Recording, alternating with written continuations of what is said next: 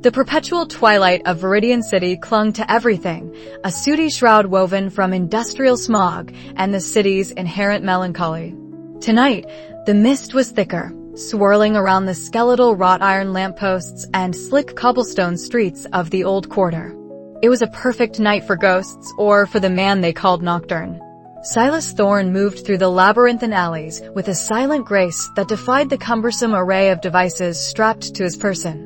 His obsidian coat, tailored for both stealth and utility, absorbed what little light dared to penetrate the gloom, making him an elongated shadow among shadows. Beneath the broad brim of his hat, a mask of dark, reinforced leather obscured his features, leaving only the cold glint of his eyes visible.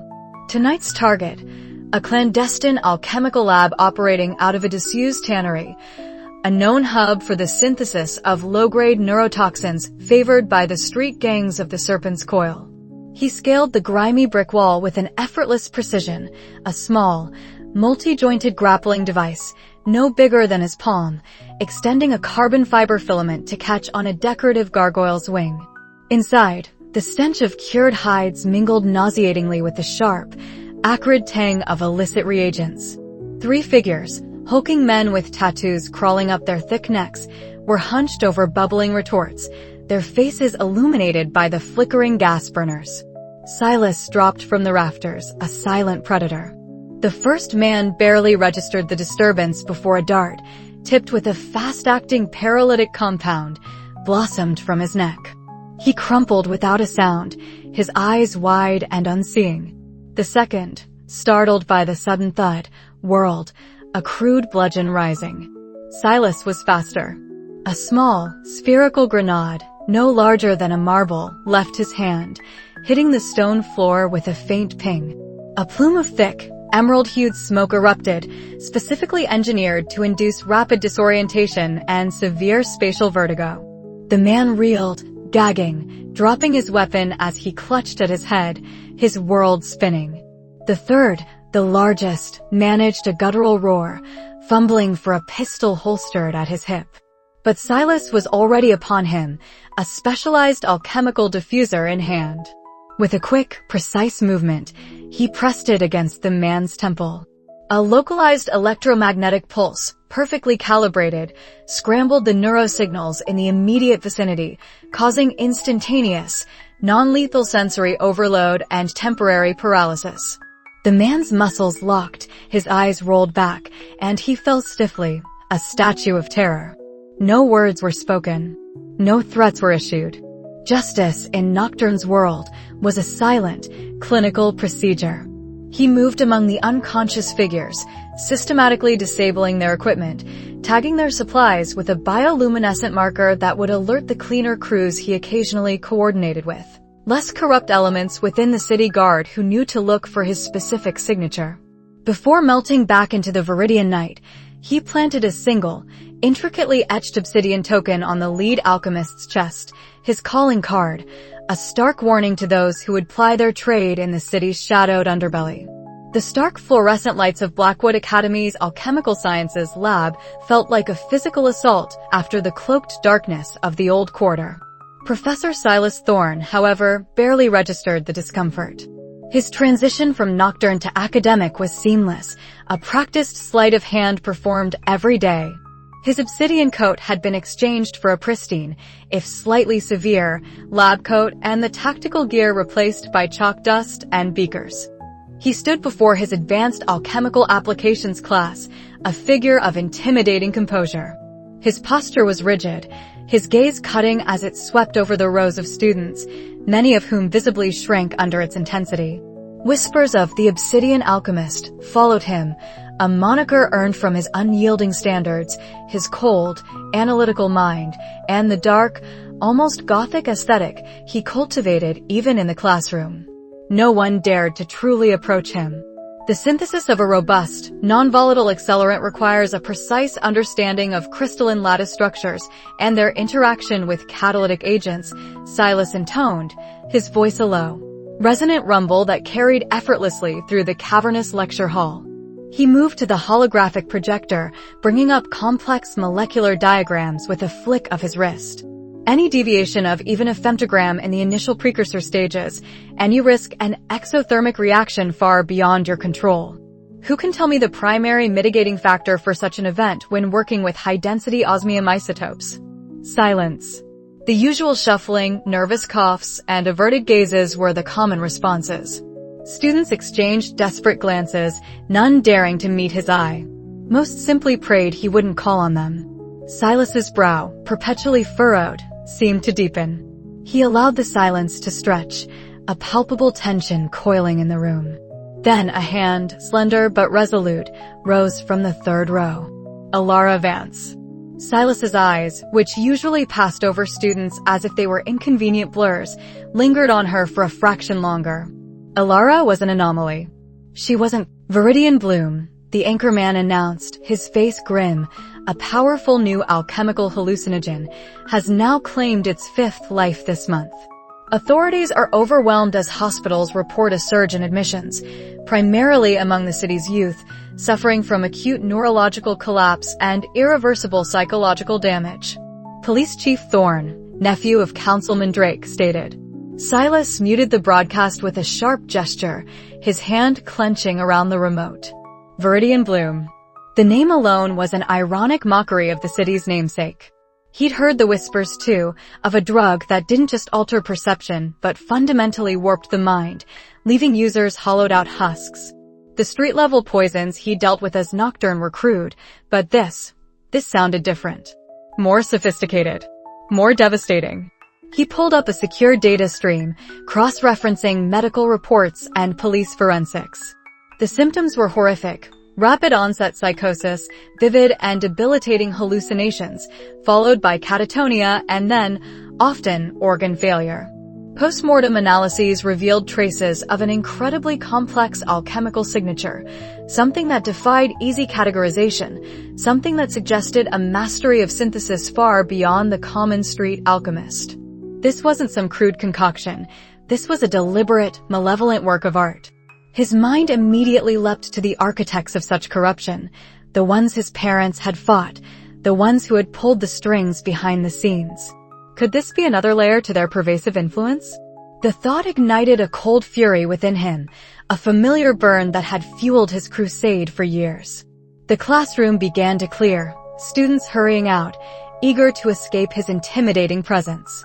Elara Vance, however, lingered, methodically packing her notes. As she passed his lectern, her eyes flickered to the muted screen, then back to him. Professor Thorne, she said, her voice softer now that the room was nearly empty. The reports on Veridian Bloom are disturbing. The neurological pathways described, the specific onset of degradation, it suggests a compound designed with an incredibly precise understanding of human physiology. It's almost elegant in its cruelty. Silas stiffened, his gaze locking onto hers. She wasn't asking a question. She was making an observation, one that echoed his own thoughts with chilling accuracy. Most people would focus on the tragedy, the victims. Elara focused on the chemistry. Indeed, Miss Vance, he replied, his voice a low growl. Are you implying an academic interest in the city's latest tragedy? Not academic, Professor, she corrected, her eyes holding his, a quiet intensity in their depths. More, a personal concern for the potential applications of such profound alchemical knowledge, especially when it's used to cause such profound harm. She paused, then added, almost as an afterthought, it reminds me, in a twisted way, of the theoretical discussions we had about advanced neuroalchemical inhibitors. The precision required, the ethical implications, it's a field fraught with peril, isn't it? Silas felt a prickle of unease. Her statement wasn't a direct accusation, but it was an unervingly direct path to a secret world, the world of advanced alchemical applications he used as Nocturne. He employed inhibitors, though for incapacitation, not destruction. Her insight was too sharp, too close to the bone. He met her gaze, his own unwavering. All fields of profound knowledge carry inherent peril, Miss Vance. It is the responsibility of those who wield it to understand its consequences. Now, if you'll excuse me, I have matters to attend to. His dismissal was clear, a steel door slamming shut. Elara didn't flinch. She simply nodded again, a faint, almost imperceptible curve to her lips that hinted at something more than simple acceptance. "Of course, Professor. Have a good evening." She left the lab, leaving Silas alone with the muted news report, the buzzing fluorescent lights, and the chilling echoes of her words. Elegant in its cruelty. Profound alchemical knowledge. She had seen something, intuited something, perhaps simply from his terse responses, his sudden stillness. Or perhaps she saw a reflection of her own burgeoning sense of justice in his veiled disapproval. Silas dismissed the thought, chalking it up to paranoia. He had a deeper problem now. Veridian Bloom. It was a cancer spreading through the city, and the council, led by the outwardly philanthropic, inwardly ruthless councilman Kalen Drake, would do nothing but offer platitudes. The police were either incompetent or compromised. That left only him. The city waited, choked by shadows and the rising tide of fear. And as Veridian City held its breath, Nocturne stirred, preparing to descend into the venomous heart of the Bloom. He would find its source, expose its architects, and eradicate it, no matter the cost. His family's memory demanded nothing less. The night was young, and Veridian City was about to learn that some flowers, however beautiful their name, were meant only to destroy. The city wept in a sickly green glow. Tonight, the tears were those of a child, no older than 12, curled in the grimy alley beside a discarded crate. His skin, once pale, now shimmered with an iridescent luminescence, like moonlight caught in oil. His eyes, vacant and wide, reflected the pulsing neon of a distant billboard, completely unfocused. This was the latest victim of Veridian Bloom. Nocturne moved with a predatory stillness, his cloak a deeper shadow among the encroaching night. He crouched, his alchemical scanner humming softly in his gloved hand. The device, an intricate creation of interwoven lenses and crystalline sensors, cast a pinpoint beam across the child's skin. The results flickered across a small, internal display, highly complex organic compounds, neurotoxins, and hallucinogens, all interwoven with a base element Silas hadn't encountered in any street drug before. "Veridian Bloom," he murmured, his voice a low growl even to himself. The name itself was a cruel mockery of the life it stole. The effects were devastating: euphoria, vivid hallucinations, followed by rapid neurological decay, leaving its victims catatonic or dead within days. The child before him, another innocent consumed by the city's festering rot, merely solidified the cold fury that fueled Silas. He collected a minute sample, using a sterile alchemical syringe, and vanished as silently as he appeared, leaving behind a faint, metallic scent that only a trained alchemist would detect. His hidden lab, a subterranean sanctum beneath his Blackwood Academy quarters, became his sanctuary and his forge. The air was thick with the tang of reagents, ozone, and burnt metals. Beakers bubbled, retorts hissed, and arrays of intricate apparatus glowed with soft, spectral light. Silas, stripped of his Nocturne attire, became the Obsidian Alchemist. Hours blurred into a singular, obsessive pursuit. He meticulously analyzed the sample, breaking down Veridian Bloom at a molecular level. The drug was unlike anything he'd ever seen. It wasn't crude, illicit distillation. This was sophisticated, precision alchemy, the work of a master. The core neurotoxin, a synthetic alkaloid, displayed a unique chiral structure, almost impossible to replicate without specialized equipment and profound understanding of organic synthesis.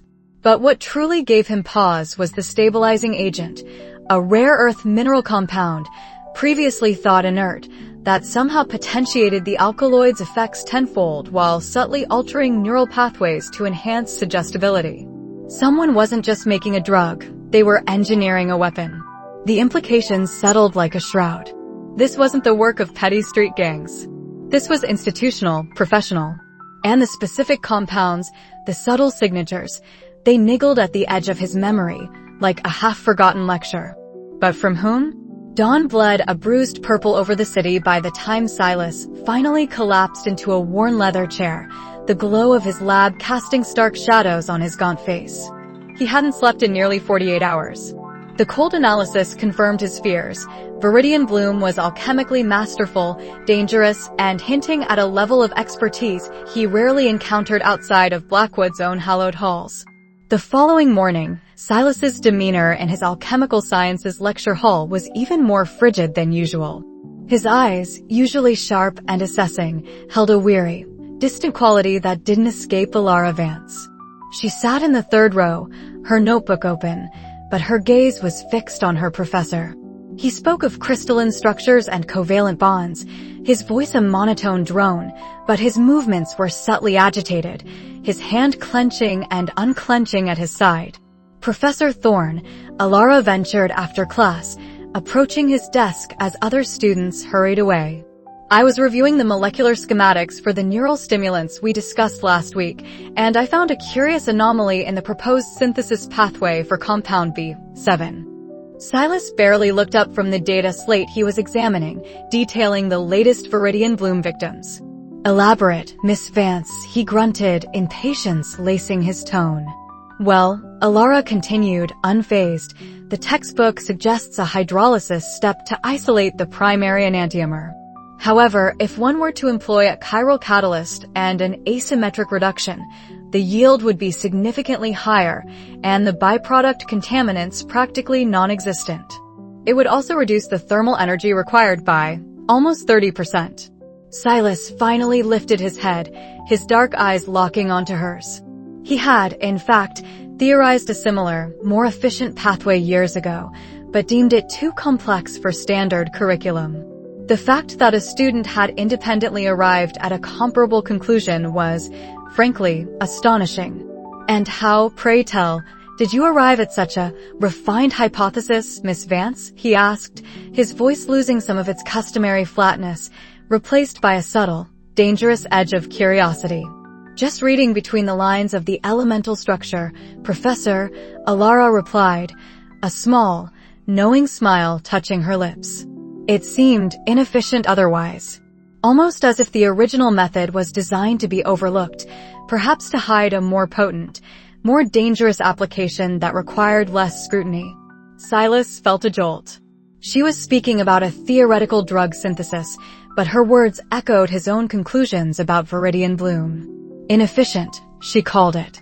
A method designed to hide a more potent, more dangerous application. She had stumbled onto a truth far grander than she realized. An astute observation, Silas conceded, a rare admission. But theoretical efficiency does not always translate to practical application, Miss Vance. Sometimes the simplest path, however circuitous, is the most reliable. His words were a dismissal, but his mind raced. Elara, however, didn't back down. Perhaps. But in the pursuit of knowledge, shouldn't we always strive for optimal? Especially when the stakes are high. I've been reading about the new drug, Veridian Bloom. It feels complex. Like someone specifically chose a convoluted path to achieve a very specific, devastating result. It's not just a drug, Professor. It's an engineered disaster. Her words hung in the air, a bell tolling a warning. She was seeing the patterns, the underlying design, just as he was. Her intuition was disturbingly sharp. "Speculation, Miss Vance, has no place in alchemical science," Silas said, his voice regaining its usual steel. "Only verifiable data. I suggest you focus on the established curriculum." He turned back to his data slate, signaling the end of their conversation. Elara sighed, a faint puff of air. "Of course, Professor. But sometimes, isn't finding the right question more important than merely confirming an answer?" With that, she gathered her things and left, leaving Silas staring at the door, her words echoing in his mind. An engineered disaster. That night, back in the shadowed anonymity of the city, Nocturne pursued a new lead. The stabilizing agent in Veridian Bloom, the rare earth mineral compound, was obscure, its synthesis pathway even more so. But the unique chiral structure of the neurotoxin, it had finally clicked. There was only one other alchemist in Veridian City, perhaps in the world, with the specific, almost artistic, approach to organic synthesis that could produce such a compound. Nocturne found himself scaling the intricate, gargoyle-laden facade of the Veridian City Museum of Natural History, a building known for its extensive mineralogical collection. A hushed alarm, circumvented with an alchemical frequency modulator, confirmed his suspicion. Someone had recently accessed the restricted mineralogy archives. Someone with precise knowledge of what they were looking for. He breached the vault, a labyrinth of reinforced steel and laser grids, moving like a whisper. Inside, dust motes danced in the beam of his multispectral flashlight. He found it, not a direct theft, but a residue. A faint chemical trace on the empty pedestal of a display, specifically for a sample of Ethereum dust, a mineral renowned for its unique energetic properties and previously thought to be alchemically inert. But it wasn't the dust itself. It was the residue around it. The specific combination of telltale reagents used in the synthesis of the Ethereum dust compound. Reagents he knew only one other person to employ with such a distinct signature. A cold dread seeped into Silas's bones, colder than the night air. The unique chiral neurotoxin, the previously inert mineral compound as a potent stabilizer, the signature was undeniable. It pointed to a mind of unparalleled brilliance, a mentor who had shaped his own understanding of alchemy, a man he had revered above all others. Professor Alistair Finch. The perpetual twilight of Veridian City seemed to deepen as Silas Thorne, or rather, Nocturne, moved through its labyrinthine alleys. The air was thick with the scent of damp stone and something vaguely metallic from the distant industrial district. His last investigation had concluded with a stark truth. The Veridian Bloom bore an alchemical signature so unique, so incredibly complex, it could only have originated from the highest echelons of Blackwood Academy's research, specifically from compounds known to be exclusively developed and stored within the secured labs of the Alchemical Sciences department. His former mentor, Professor Alistair Finch. The thought was a bitter acid on his tongue. Tonight, the Academy's imposing Gothic spires loomed like silent sentinels against the bruised sky.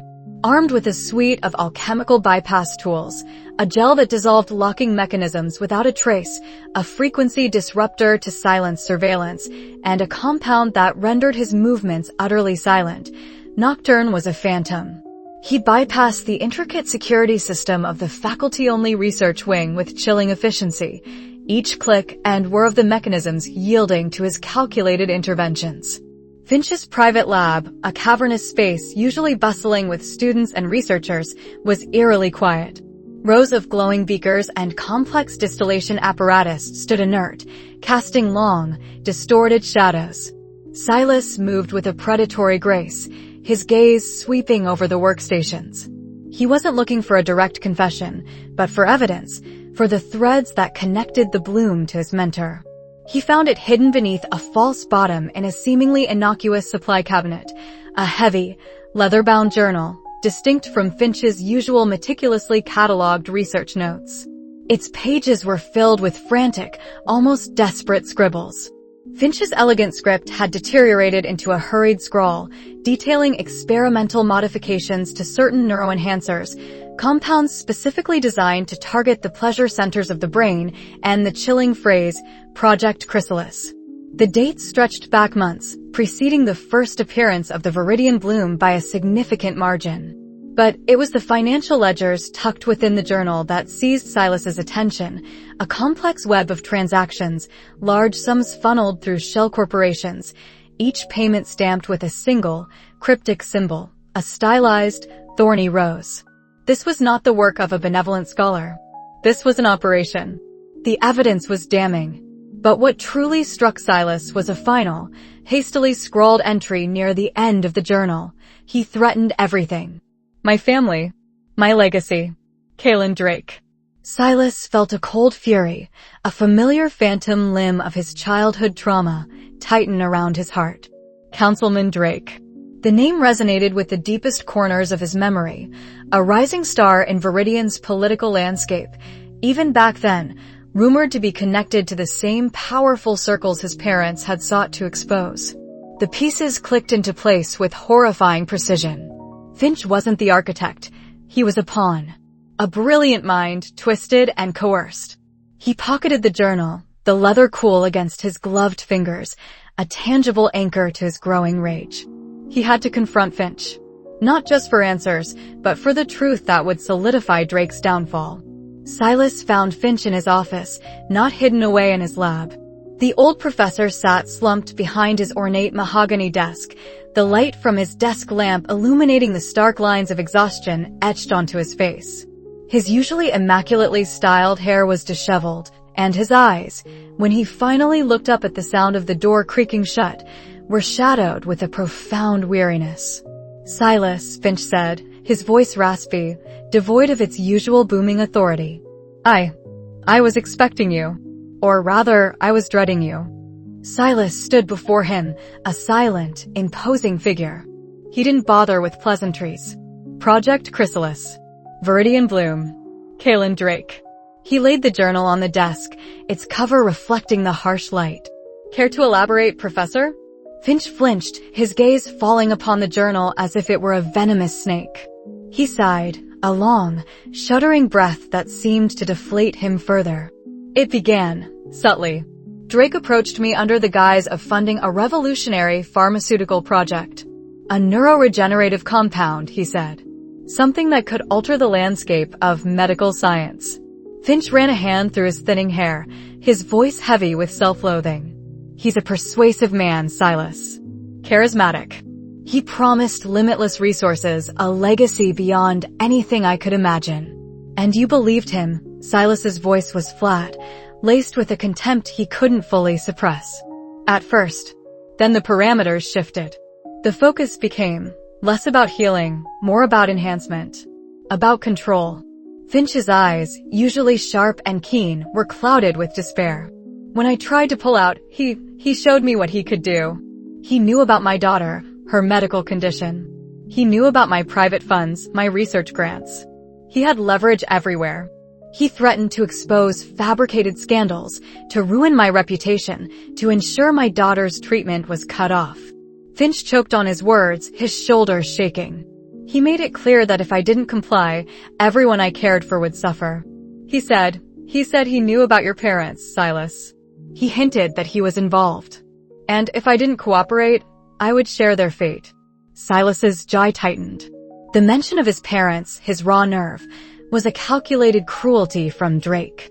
Finch's confession, though born of duress, felt like a betrayal nonetheless. The man who had taught him honor, integrity, the sacred trust of science, had bent to the will of corruption. He had me refine the neuroenhancer, strip away its beneficial properties, amplify its addictive qualities. To create something that would ensnare, not enlighten, Finch continued, his voice barely a whisper. The Veridian Bloom, a poetic name for such a monstrous creation. He wanted to control the city, from the street-level addicts to the highest echelons of power. He planned to use it as a weapon, a means of leverage.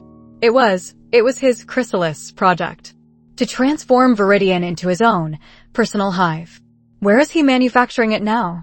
Silas demanded, cutting through Finch's remorse. "How is he distributing it?" Finch shook his head. "I don't know the full scope. I only developed the base compound. He had his own network for mass production and distribution. But I heard him speak of a primary distribution hub, a warehouse, somewhere in the old ironworks district. He mentioned using derelict and used channels to move the product discreetly. He called them arteries. Silas processed this, the image of Veridian's intricate underbelly, the hidden pipes and tunnels, flashing through his mind. And the symbol? The thorny rose. His crest. His private emblem, Finch confirmed. He has it on everything he considers his. A mark of ownership. "You will tell me everything you know, Professor," Silas stated, his voice devoid of emotion. "Every detail, every contact, every whispered rumor. And you will ensure that Blackwood Academy's resources are inaccessible to him from this moment forward. If you try to obstruct me, or if I find out you've held anything back, I promise you, Kaelin Drake will be the least of your concerns." Finch nodded, tears tracing paths through the grime on his face. "I understand. I will help you, Silas. Anything." His voice was laced with a desperate plea for redemption. Silas turned to leave, the weight of the revelation settling heavily upon him. Drake, the phantom of his past, now a very real, very dangerous present. As he exited the faculty wing, his mind reeling with the implications of Finch's confession. A small, discreet data chip whizzed past him, clattering lightly against the polished stone floor. It lay just beyond the reach of the faint light from the corridor, almost invisible in the gloom. Silas paused, his heightened senses immediately registering its presence. It was the size of a thumbnail, sleek and black, indistinguishable from hundreds of others. But attached to it, just barely visible in the dimness, was a miniature, intricately folded origami crane, fashioned from a fragment of recycled lab paper. The signature of Elara Vance. Her unique way of signing her submissions. Silas picked it up, a surge of irritation and grudging respect warring within him. He had seen her hovering near the dean's office earlier that evening, a determined glint in her eyes. He had dismissed it, attributing it to her usual academic diligence. Now he knew better. He found a secure terminal in an abandoned lecture hall and inserted the chip. The data within was meticulously organized, a detailed financial audit of Blackwood Academy's procurement department.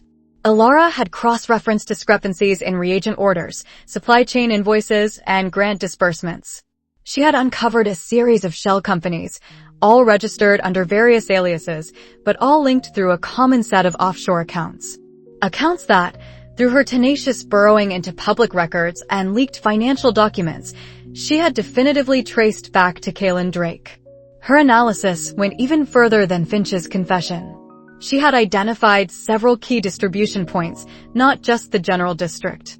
One particular location, a dilapidated bottling plant in the old ironworks, had received an unusually high volume of secure, unlabeled shipments, paid for by one of Drake's shell corporations.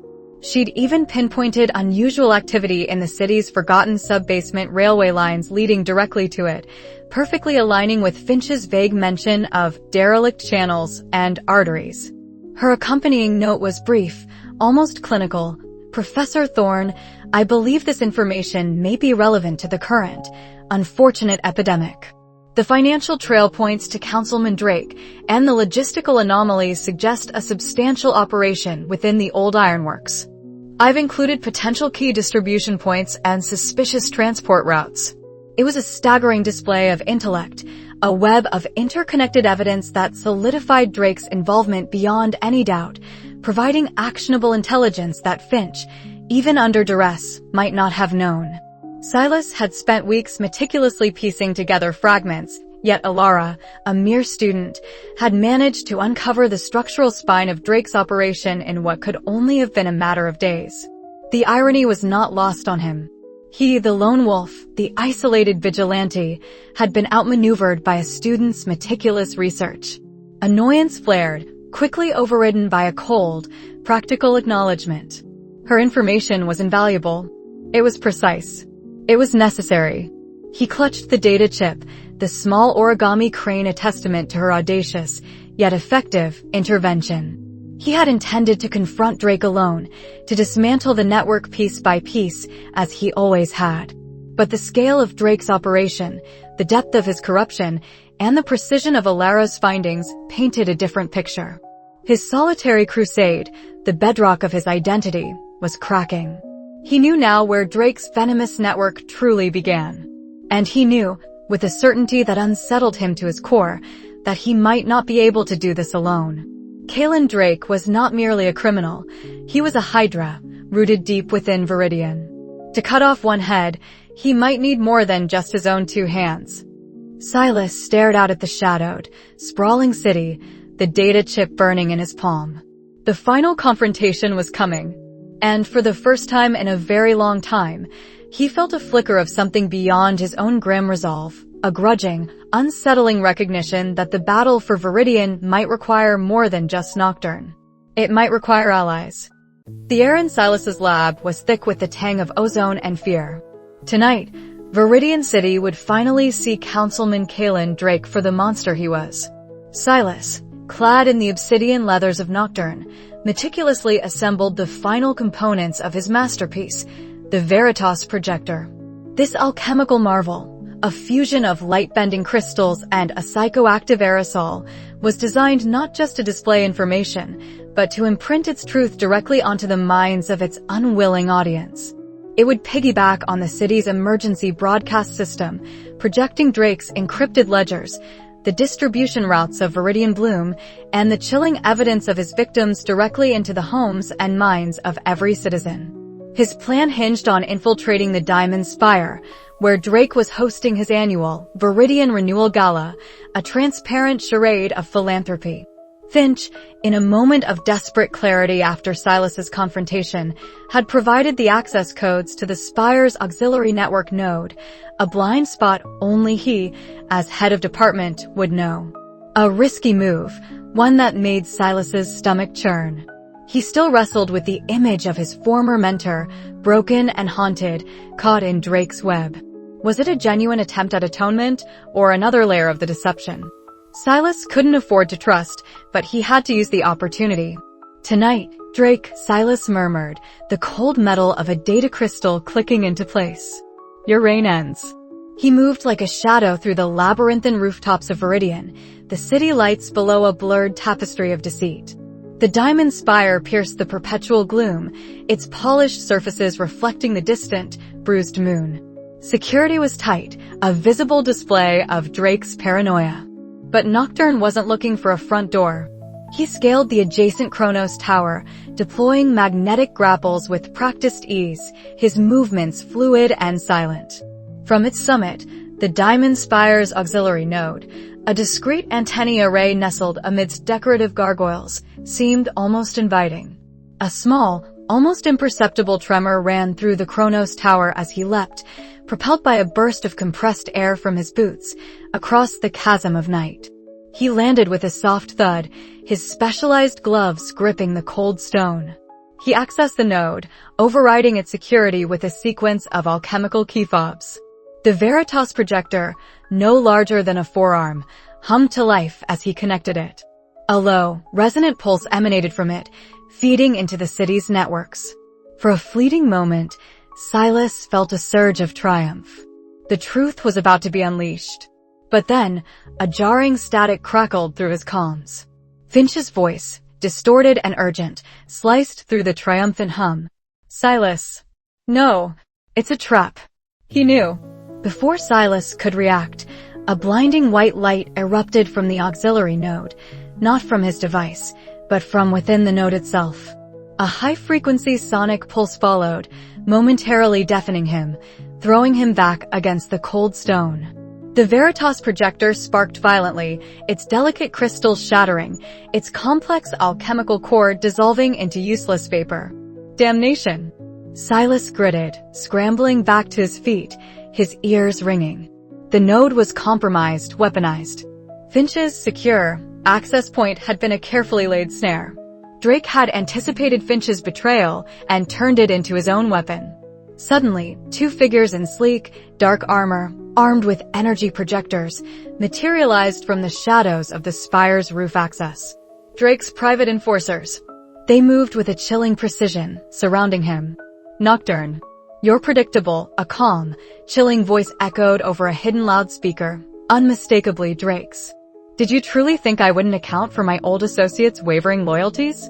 Professor Finch played his part perfectly, even if he didn't realize it until the end. Silas felt a cold dread seep into his bones, colder than the Veridian night. Finch, the man who had taught him everything, had been a pawn, unknowingly delivering Silas into the lion's mouth. The betrayal stung, not just for the plan's failure, but for the gut-wrenching realization of Finch's ultimate fate. If Drake controlled the node, Finch was surely gone, silenced permanently. Now, the show truly begins, Drake's voice purred. A distraction, if you will, to ensure Veridian's full attention is diverted from my little indiscretion. As if on cue, a horrifying siren began to wail across the city, not from the emergency services, but a distorted, maddening shriek that pulsed with an unnatural rhythm. Below, the sprawling tapestry of city lights began to flicker erratically. Then, in a terrifying cascade, large sections of Veridian were plunged into darkness as power grids failed. Not just isolated outages, but coordinated, widespread blackouts. Simultaneously, a sickly green fog began to seep from street vents, from drainage grates, from the very cracks in the pavement. It wasn't the subtle, intoxicating haze of the original Veridian Bloom. This was dense, virulent, and pulsed with an ominous, almost living light. A variant. A more potent, airborne strain designed to sow panic and incapacitate. The city descended into a cacophony of screams, alarms, and the distant, sickening coughs of those already exposed. A citywide release, Silas breathed, his voice raw. Drake wasn't just countering his plan. He was burning the city to the ground to cover his tracks. The enforcers closed in, their energy projectors humming. Silas dodged a searing blast, leaping over a decorative parapet. He deployed a handful of chronodust, a compound that momentarily distorted localized perception, making him appear to move faster than he was, and disoriented the first enforcer.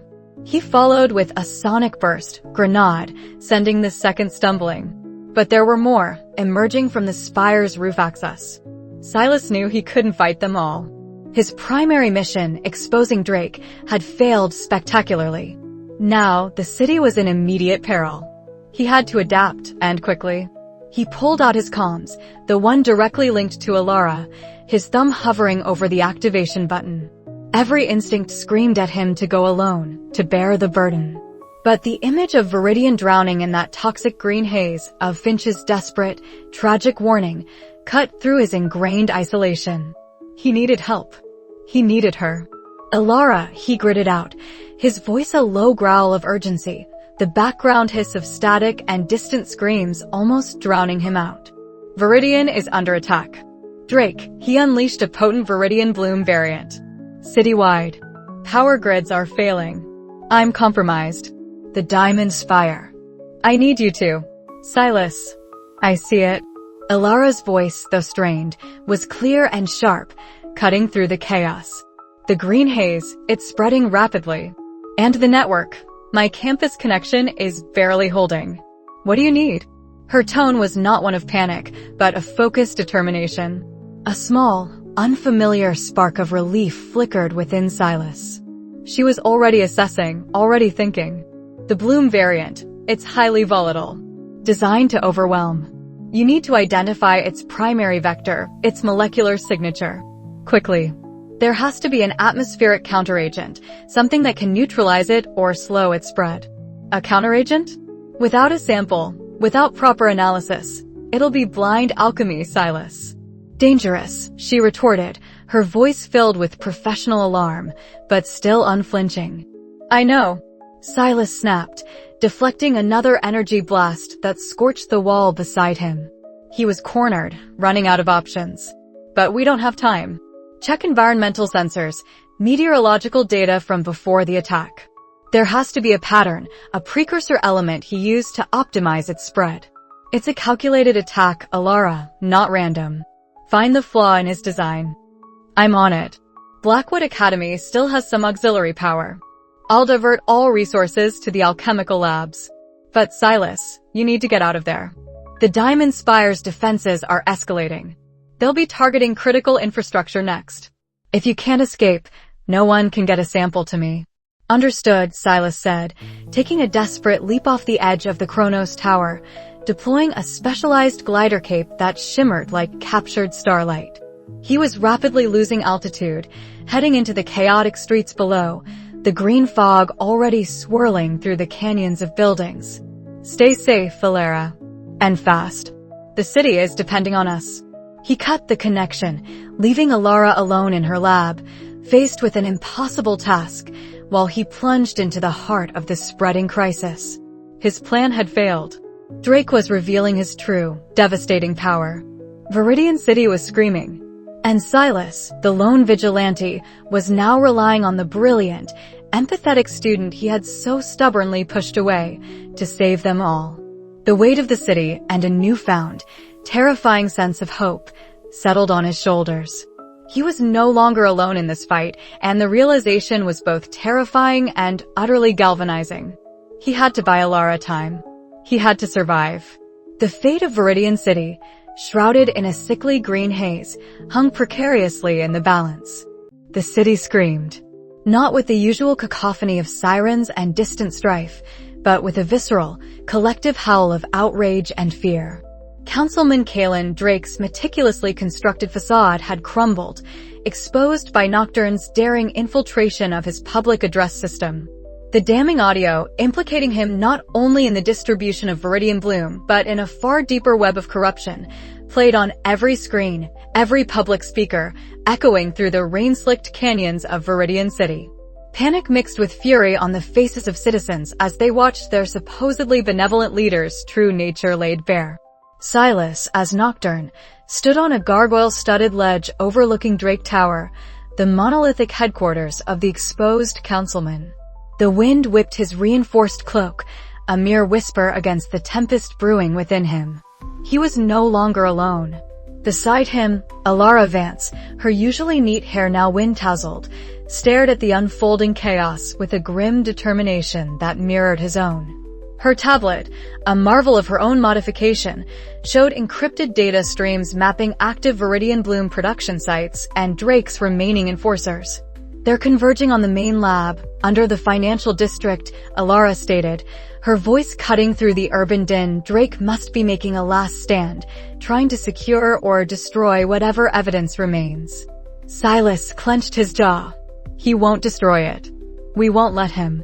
His voice, usually a rasp through the vocalizer, held a new edge of shared resolve. The weight of his isolation had lifted, replaced by the surprising strength of a common purpose. He glanced at Elara. Her presence wasn't a distraction, as he'd once feared. It was a calibrated advantage, a second mind operating at speeds he'd previously only dreamed of, anticipating, analyzing, improvising. "The fastest route is through the old subway tunnels," Elara continued, pointing a gloved finger at the holographic map projected from her wrist-mounted device. "They're mostly abandoned, but Drake likely kept a few sections operational for discreet transport. I've triangulated a possible access point 2 blocks east." "Too exposed," Silas countered, his eyes scanning the streets below, already teeming with police, though many seemed hesitant, confused by the unfolding scandal. "Drake's men will be expecting a direct assault. We go in through the old steam tunnels, less direct, but more secure. My old contact in municipal maintenance left me schematics." He pulled up his own intricate map, overlaying it with hers. Their devices synchronized seamlessly, a testament to their unplanned but potent synergy. Elara nodded, her gaze fixed on the intersecting lines. "It's longer and more dangerous. Those tunnels haven't been maintained in decades, but it buys us stealth." "Good. We'll need that element of surprise." They descended into the grimy labyrinth beneath Veridian City, the air thick with the smell of damp earth, ozone, and decay. Silas moved with the silent grace of a predator, his alchemical tools at the ready, concentrated sedatives, flashbang compounds, and a new bioagent he developed specifically to neutralize Veridian Bloom. Elara followed, her steps light, her eyes sharp, navigating the maze of rusted pipes and crumbling masonry with an unnerving confidence. They encountered Drake's enforcers deeper in, hulking figures armed with heavy-caliber weapons, their faces hidden by crude balaclavas. These weren't the street thugs Silas usually dealt with. They were mercenaries, loyal only to Drake's dwindling fortune. "3 ahead," Elara whispered, her senses sharper than his in the close confines. 2 armed with submachine guns, 1 with a heavy assault rifle. "They've reinforced the door to the next section." Silas nodded. "Stay back." He lobbed a small, obsidian-smooth sphere. It detonated with a muted thud, releasing a cloud of dense, disorienting mist. As the enforcers coughed and stumbled, Silas moved, a blur of shadow.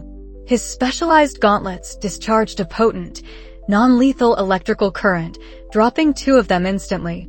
The third, larger man, managed to get a shot off, the bullet ricocheting off Silas's chest plate with a clang. But Elara was already in motion. Darting forward, she deployed a small, remote-controlled drone Silas had given her, no bigger than her palm. It buzzed past the stunned enforcer, releasing a targeted burst of sonic frequency that disrupted his balance and vision, allowing Silas to close the distance and deliver a precise strike to his temple. The man collapsed. "Impressive," Silas murmured, a rare flicker of approval in his guarded eyes. Elara offered a small, knowing smile. You taught me to improvise, Professor. You just didn't know it at the time. They continued deeper, past more checkpoints, each neutralized with a growing efficiency that spoke volumes about their developing partnership. Silas handled the brute force and direct confrontation. Elara provided real-time tactical adjustments, bypassed encrypted locks, and exploited environmental weaknesses. She was his eyes and ears where his own focus was directed elsewhere, her mind a finely tuned instrument anticipating Drake's next move. Finally, they reached the heart of Drake's operation. Behind a massive, reinforced steel door, they could hear the hum of machinery, the clatter of vials, and the hushed, urgent voices of more of Drake's people. Elara worked quickly, her fingers dancing across a portable interface, deciphering the complex security protocol. A soft click echoed, and the massive door hissed open, revealing a cavernous, brightly lit laboratory. Vast vats bubbled with the luminous, sickly green liquid of Veridian Bloom. Dozens of Drake's remaining scientists and enforcers scrambled, some trying to pour the drug down drains, others attempting to wipe servers. And in the center, flanked by his most loyal guards, stood Councilman Kalen Drake. While Silas bought them time, Elara sprinted towards the console, dodging struggling guards. She slammed her device into the console's port, overriding its systems. Red warning lights flashed across the control panel. It's online, but it's shielded. I need a bypass code. Drake, seizing an opening, landed a heavy blow to Silas's jaw, sending him stumbling back. Fool. You can't stop progress. You can't stop me.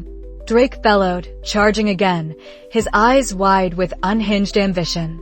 Then, a flicker of memory, a conversation with Professor Finch about Drake's early forays into alchemical code. Silas saw it. He called out, his voice hoarse. Elara. Finch. His old project code for the Veridian Rejuvenation Protocol. Elara's fingers flew, typing furiously. Got it. Running the sequence. With a triumphant chime, the lights on the console turned green. A series of massive pressure valves across the lab hissed and locked into place. The bubbling in the vats subsided, the flow of Veridian Bloom cut off, its production halted. Simultaneously, the tracking data on Elara's tablet showed an immediate cessation of all major distribution channels across the city. The tide had turned. Drake saw it too. His eyes widened in horrified disbelief. No, my empire. He shrieked, no longer the composed councilman, but a cornered animal. With a final, desperate roar, he lunged at Elara, his alchemical pistol raised. But Silas was faster. Intercepting Drake, he disarmed him with a precise strike, shattering the pistol. Then, with a practiced move, he applied a nerve pinch, rendering Drake unconscious. The city's biggest threat collapsed, defeated. The remaining guards, disoriented and leaderless, quickly surrendered as the first legitimate police units, finally cutting through the confusion of Drake's media blackout, breached the lab. Silas and Elara melted into the shadows, their mission accomplished. In the aftermath, Veridian City slowly began to heal. Drake's vast criminal enterprise unraveled with his capture, his public image irrevocably tarnished. Professor Finch, revealed to have been manipulated and blackmailed by Drake, was cleared of malicious intent, though his reputation was severely damaged. The Veridian Bloom crisis, while having left its scars, had been averted. Days later, Silas stood on the rooftop of Blackwood Academy, the cool night era balm. The city lights sparkled below, no longer solely a reminder of the darkness he fought, but a beacon of the hope he now dared to entertain. He was no longer just Nocturne, the solitary vigilante. He was Silas Thorne, a man who had learned the profound strength of collaboration. Elara joined him, a steaming mug of lukewarm herbal tea in her hands, a gift from her. She leaned against the parapet beside him, her gaze sweeping over the cityscape. The youth recovery clinics are seeing promising results with the antidote, she said, her voice soft. It will take time, but Veridian City will recover. Silas took a slow sip of the tea, finding it surprisingly comforting. Thanks to you, Elara. She shrugged. Thanks to us. You provided the knowledge, the courage. I just helped navigate the data. He turned to face her, his obsidian eyes holding a warmth that had been absent for so long. "You did more than navigate. You pushed me. You made me see that I didn't have to carry this burden alone. That it's better not to." Elara met his gaze, a quiet understanding passing between them. "So, what now, Professor Thorne?" she asked, a mischievous glint in her eyes. "Drake is gone. Veridian Bloom is neutralized. Is Nocturne retired?" Silas looked out at the city, its myriad lights twinkling like distant stars. He thought of his parents, of their sacrifice, and the enduring fight against the shadows that still lurked in the corners of Veridian City. He thought of the endless battles yet to come. But now he also thought of the brilliance of Elara Vance, the growing network of allies he might one day build, and the possibility of a future where justice wasn't just a solitary crusade, but a collective effort. He took another sip of his tea, a faint, almost imperceptible smile touching his lips. "No, Elara," he said, his voice clearer, more resolute than she had ever heard it. "Nocturne is just getting started. And, I suspect, so are we." He knew the road ahead would be long, fraught with danger, and that true justice was a constantly evolving pursuit. But for the first time in his life, Silas Thorne didn't feel the crushing weight of it all. He felt a quiet hum of purpose and the burgeoning hope of a partnership, ready to face the ever-present darkness of Veridian City, together. And as the city lights twinkled under the perpetual twilight, it felt like a silent promise of a dawn yet to come.